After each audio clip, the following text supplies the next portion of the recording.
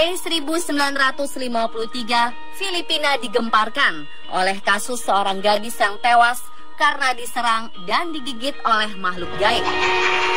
Tidak ada yang bisa melihat makhluk itu, hanya gadis itu sendiri yang bisa menjelaskannya. Pada akhirnya, gadis bernama Clarita Villanueva ini tewas tanpa sempat didiagnosa apa atau siapa yang menyerangnya. Petugas yang mendampingi hanya bisa menonton gadis ini meraung kesakitan, hingga tiba-tiba saja bagian tubuhnya terluka akibat gigitan hewan. Apa sebenarnya yang terjadi? Siapakah makhluk tak kasat mata yang terus menyerangnya? Pemirsa, inilah misteri series Gigitan Misterius Tubuh Gadis Filipina, Clarita Villanueva.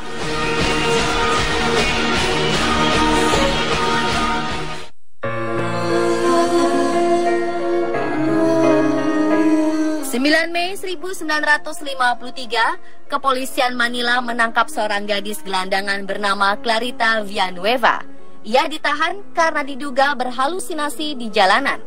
Ketika bertemu polisi, ia sedang lari ketakutan sambil berteriak minta tolong dan mengaku dikejar oleh makhluk menakutkan. Polisi yang menduga bahwa Clarita sedang dipengaruhi obat-obatan ini pun akhirnya menangkap dan menahannya di penjara. Ketika sampai di kantor polisi, petugas ingin membuka borgol yang melekat di tangan Clarita untuk mengambil sidik jarinya. Tetapi Clarita kembali meronta dan tetap mengaku bahwa makhluk yang menyerangnya tadi kini ada di ruangan petugas polisi. Yang terjadi selanjutnya adalah tubuh gadis ini terhempas ke lantai lalu pingsan. Ketika polisi ingin membantunya, sang gadis tiba-tiba ketakutan lagi.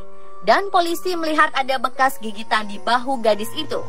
Dari manakah asal gigitan ini? Yang mengejutkan, bekas gigitan tersebut terlihat sangat segar dan mengeluarkan darah.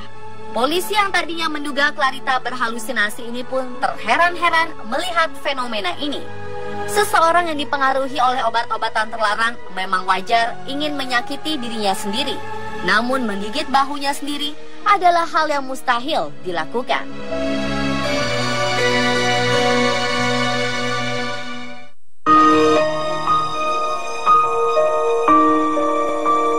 Kejadian ini membuat petugas ketakutan.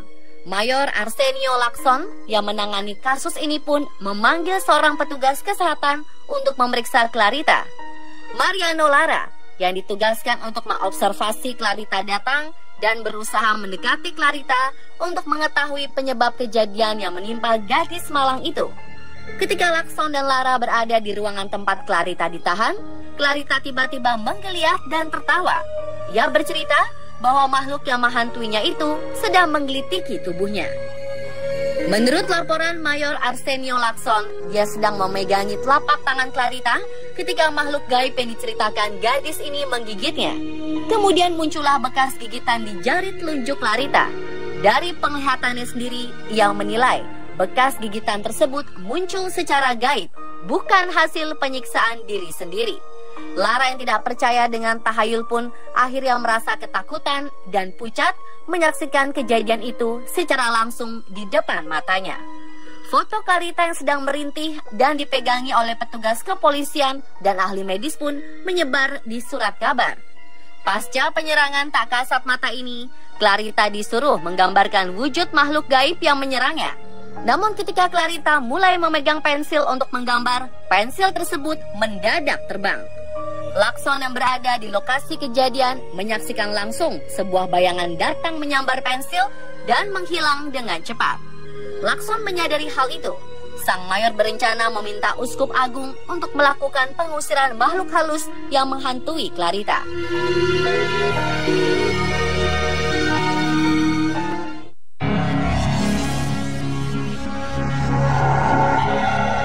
Tidak banyak laporan yang menggambarkan keadaan Clarita selama masa suramnya ini, hingga akhirnya ia tewas tersiksa.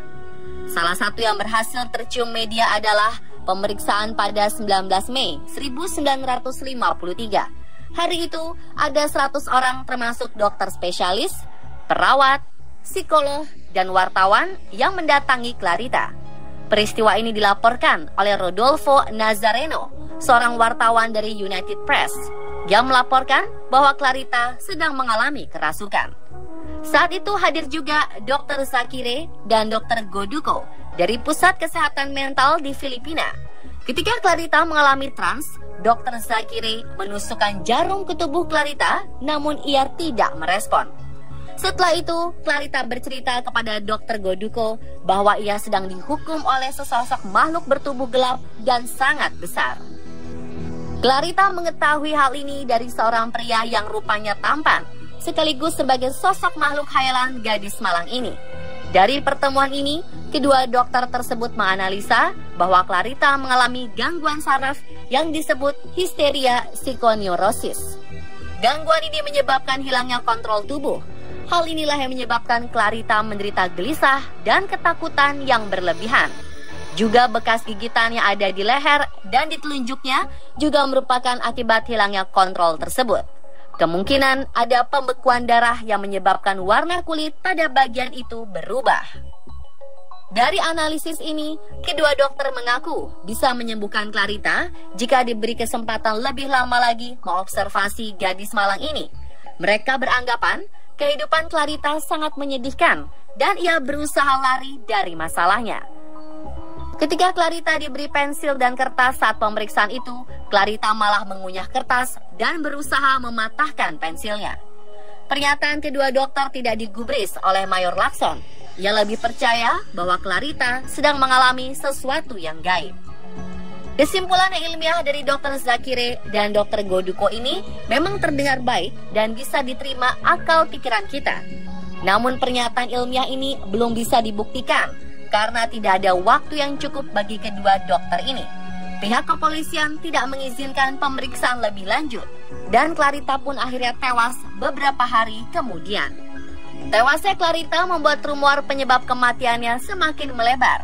Selain karena diserang makhluk gaib, teori lain mengatakan Clarita diserang alien. Saksikan kisah Clarita selanjutnya besok hanya di On The Spot.